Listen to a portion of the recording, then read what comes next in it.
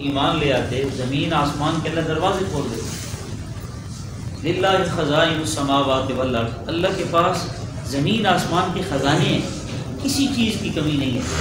تو اگر لوگ اللہ پر ایمان لے آئیں، اللہ رب العزت کا وعدہ ہے اللہ ان کے لیے زمین آسمان میں برکتوں کے دروازے کھول دیں گے. اور یہ جتنا کچھ میرے آپ پر پریشانیاں آ رہی ہیں، حقیقت یہ ہے کہ یہ میرے اور آپ کے ہاتھوں کا کیا ہوا ہے.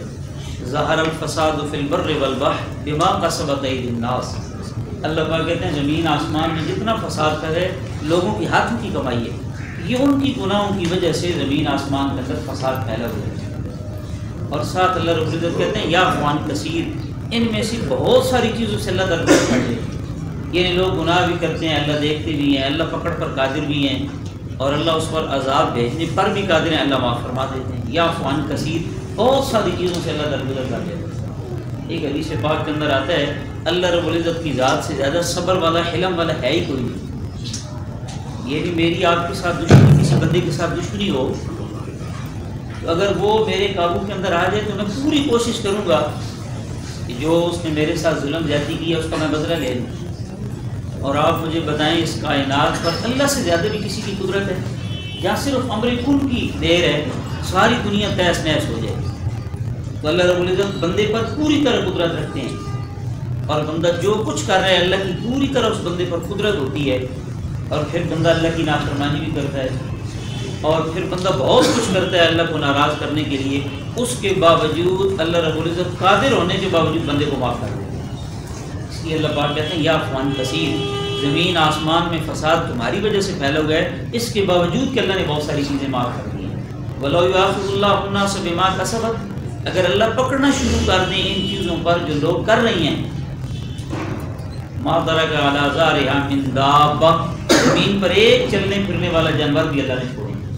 یعنی اللہ رب العزت مجھے آپ کو یہ بتا اور سمجھا رہے ہیں قرآن پاک کے اندر کہ اگر تمہارے اعمال کی وجہ سے سارے معاملات اللہ اپنے غفور الرحیم ہونا، اللہ حلیم ہونا، اللہ کریم ہونا، اس بات اللہ کی نہ ہوتی کہ اللہ معاف کر دیتے ہیں، اگر تمہارے ہی اعمال پر سارے فیصلے ہوتے زمین پر ایک جانور بھی زندہ نہ رہتا. ہمارے گناہ ہیں لیکن اللہ پاک معاف کر رہے ہیں. اور بار بار اللہ رب العزت نے انبیاء علیہ السلام کو بھیجا، مجھے اور آپ کو سمجھایا الذی خلق الموت والحیات لیبلوکم ایکم احسن عملا. اللہ پاک نے یہ جو زندگی اور موت کا سلسلہ بنایا ہے یہ کوئی کھیل تماشا نہیں ہے کہ تھوڑی دیر کے لیے کھیل شروع ہوئے، فتح ہو گئی پھر بھی ٹھیک ہے، شکست ہو گئی پھر بھی ٹھیک ہے، بس تھوڑی دیر کے لیے دل بہلا لیے، معزوز ہو گئے اور گھر چلے جائیں گے. فرمایا یہ جو انسان کی زندگی اور موت اور اتنے بڑا کائنات اللہ نے بنائی ہے یہ کوئی محض کھیل تماشا نہیں کہ ہم زندگی میں آئے ہیں اور جیسے مرضی کر کے چلے جائیں، کوئی حرج نہیں ہے. اللہ پاک نے انبیاء بھیج کر اور بالخصوص قرآن پاک میں اندر مجھے آپ کو یہ نصیحت کی ہے الذی خلق الموت والحیات لیبلوکم ایکم احسن عملا. اللہ زندگی موت دے کر آزمانا چاہتے ہیں، اچھے عمل کر کے اللہ کے یہاں کون آئے گا. ان کے لیے اللہ نے انبیاء بھیجے. انسان پیدائش سے لے کر موت تک کوئی نہ کوئی عمل کر رہے ہیں.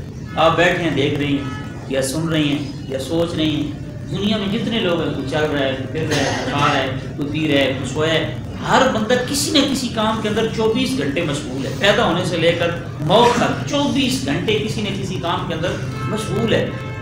انسان عمل کی ایک مشین ہے، کوئی نہ کوئی عمل کر رہے ہیں.